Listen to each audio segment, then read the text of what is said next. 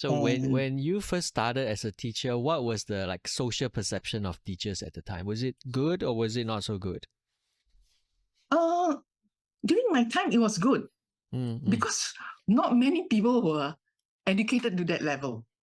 I wouldn't say we are highly educated, but not many people are educated to that level. So if you're a teacher, people look up to you. You know? So are you saying that, you know, as the standard of education rose and more parents became educated, this began to change, that parents' perceptions, even maybe their, you know, children's perceptions of teachers might change? I don't know. There was this thing that I can't remember the slogan. It's about one of the firms had introduced this slogan about seeing students and parents as customers, and that one really brought. And there was a slogan I cannot remember. That one really was a downhill for teachers. It's like, hey, so the entitlement came in. It's like you are doing things here, you know. Of course, they don't think that they are customers and we have to serve them.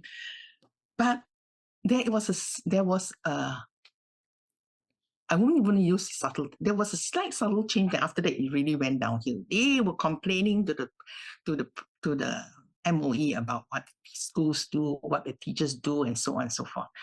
And that was really bad. And that it was during that time that the teachers, I mean, really felt that there was this unfair treatment.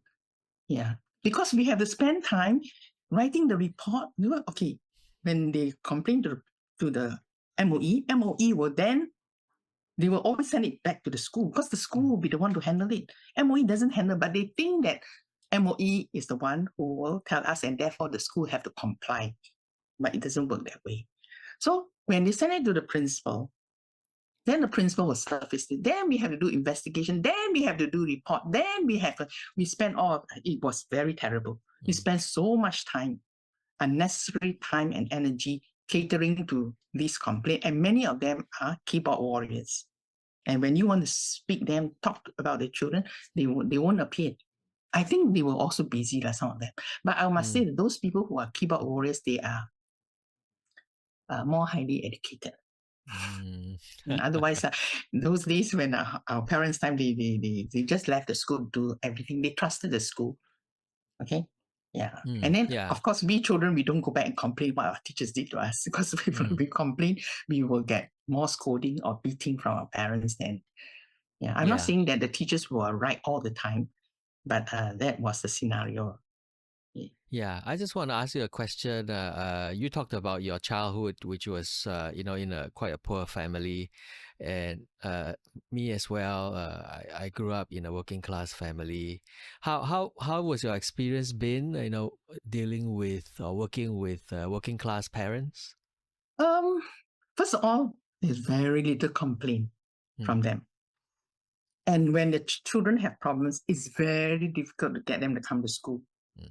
Yeah, because to them, it's like, I have to work and make a living. I don't have time for all these things. You just take care. So that is the sad part because you really need to work with parents for some issues. Yeah, so that is no complaints, nothing. They leave it to you to do your things. Yeah. That was the working class parents then. But now there are no such thing. Every parent is highly educated. Almost every other parent could be a graduate. And I must say the young adults as they were growing up when times are better, they're growing up in the late 80s and 90s. They grew up in a good environment. They all went to the university. And when they become parents, they're very entitled. I'm seeing a trend. I'm not saying all of them like that. And then the entitled adults become entitled parents, and then it rub off on the children.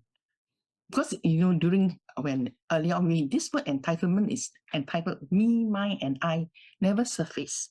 But nowadays, it's just everybody is talking about me, mine, and I mentality. So it is difficult for the schools to manage.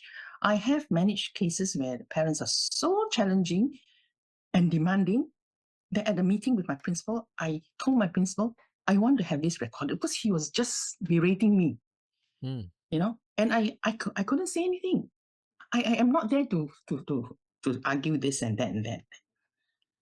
And I told my principal, I want this to be recorded. And straight away, his tone changed.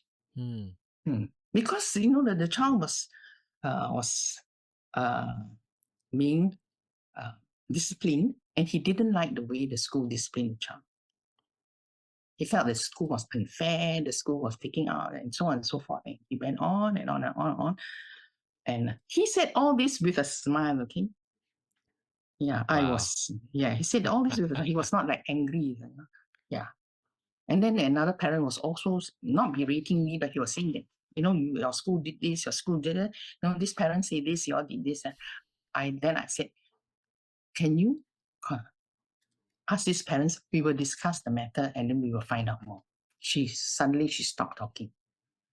So why did I bring that up? Yes. So you say the type of parents, they are just different. Yeah. So what do you think is their purpose of doing that? I mean, they come to the school and they put the blame on you. They are not. Are they interested in finding the solution? To the issues that the student might be facing. The solution is the solution that they want. That is the problem. The solution is the solution that they want. But then the school also has certain, I won't say rules. There are certain things that we need to do in a certain way, and we have to meet and meet halfway. We know the child well. You know your child in a different way. You see the child differently. Okay, and we see the child, so we have to put the pieces and the pictures together and say, okay, this is how the child is like at home. She's like that. In school, she's like that. We are sharing with you what we know and how can we work with the child, because the whole point of seeing parents is really to make things better for the child. Not the punishment is a side issue. Discipline and all this, they are side issue. It needs to be done because certain hurt and pain has been inflicted. So certain things have to be done. But other than that, it's really to guide the child to move towards a better pathway. Yeah, and both can work together. Yeah, but sometimes parents just listen to the child, and the child have certain perception that the teachers are unfair. The teachers is picking on him or her. Yeah, so that is a challenging part. And the working parents is that they will not. It's difficult to get them to come to school, to work with the school to help the child. So this is, on the other hand, the parents always there. What's the school going to do? What's the school going to do? What's the teacher going to do? Yeah. Not many, but enough for us to feel that the pressure is on that. And this is one thing that the teachers are really afraid of. Yeah, correct. It's tip of the iceberg, right? And I mean, you brought up punishment. You brought up that. So the context in which we meet the parents often sets the tone, right? Because there's usually some issue with performance, or there is some transgression, and parents might come therefore being a bit defensive and listening to one side of the story from the child. I'm just thinking from a social perspective, right? Is this because now most parents have one or two children, and that kind of the children is a huge part of their world, right? And that this leads to overcare or over love of the child compared to willingness to acknowledge certain real issues that the child might have. Do you think that that's kind of the culture of parenting, the problem with parenting? That has a great part to play with this, because the probably when the parents themselves grew up, their parents have taken very good care of them. In fact, I found that many of my colleagues were teachers too. They don't need their children to do anything at home, because your time is for you to study. Don't need to do this. So much so that once when I was talking to my I got a shock anyway. I was talking to my colleague and she said that the helper left. Then she was just struggling to keep the two. The children are already in secondary school, Sec 3, 4. Oh, yeah. And I said, oh, so how are you managing it? Have you got? And he said, no. Then he said, my daughter has to make Milo herself. And she started tearing. I was like, what is this? What? Making Milo. It's such a... So what I'm trying to say is, yeah, parents don't, they just get their children to focus on studying and nothing else. Don't need to do anything. Okay, that's one thing. And the other thing, I suppose they are working parents and they only come back and they see their child maybe for a short period of time. So you don't want to start scolding them or disciplining them or saying things that are not so pleasant.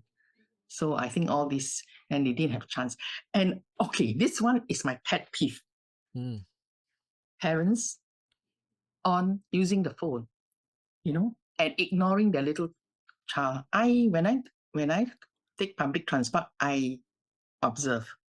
I used to enjoy seeing, grandparents and the child talking away, parents talking to the child. But now the parents' eyes are peeled onto the phone, and then the child will be there sitting, looking around. Okay, most of the time the child also have the phone. But there was once where I saw, oh, so wonderful. This boy came out with the mother, and then they were talking for a while. Then after the mother took the phone out, and then the boy kept on talking to the mother. The mother, and in the end, the boy felt so sad and just leaned against the mother and shut the eyes and keep quiet. There's no conversation. Okay, whether at a dinner table, I think parents, they are aware. Okay, but whether or not they themselves are really give the child the time. No, that is the time when you're eating, when you can have conversation. It doesn't take place. The conversation doesn't take place. Of course, the children are the problem, but the parents have to be the one who sort of be the... I don't like to use the role model. I want to say that children learn what they see. So this is not enough conversation. And the conversation is, how do you do in school? Do you do well? What kind of conversation is there? Yeah. Yeah.